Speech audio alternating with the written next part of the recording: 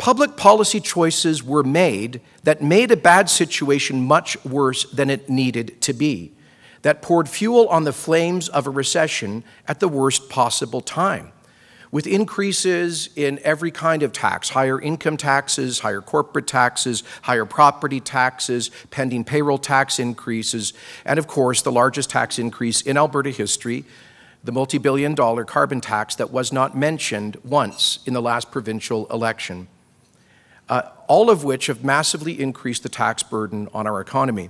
Neither the federal nor provincial governments can offer an estimate about the extent of GHG emission reductions as a result of a $20, $30, or $50 a ton carbon tax, because the result on emissions is negligible when you're simply taxing a staple that people need to consume in a cold, northern, modern, sparsely populated economy. And that the effect of this is over 100% tax right now on people heating their homes with natural gas. It punishes people for not doing something that's a vice, driving to work, living normal lives, running small businesses. It simply is a part of the accretion of higher costs that have created such dead weight in our economy. But finally, I think it's essential that the government of Alberta move from being on the defense, from being apologetic about our largest industry.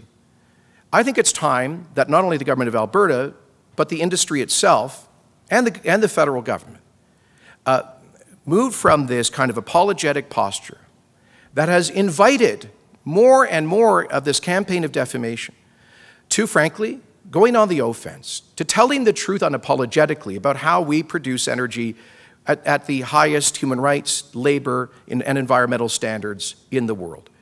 I was talking about this, exactly this issue with specific ideas in the spring of last year when it appeared we were going to end up with with an NDP government in Victoria.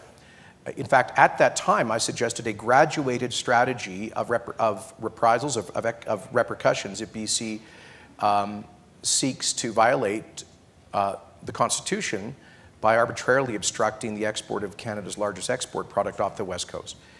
I suggested that we be prepared to go up to the ultimate sanction of periodically reducing energy shipments to British Columbia to emulate what Premier Lougheed was prepared to do in 1981 in response to the National Energy Program and associated policies. When I proposed that last summer, our Premier mocked and ridiculed me. She said that I was having a temper tantrum and I was acting like Donald Trump and I just wanted to build a wall around Alberta and make BC pay for it. I thought that was a pretty clever line. And then, I guess somehow had a conversion on the road to election day. Maybe they did some polling and saw Albertans actually agreed.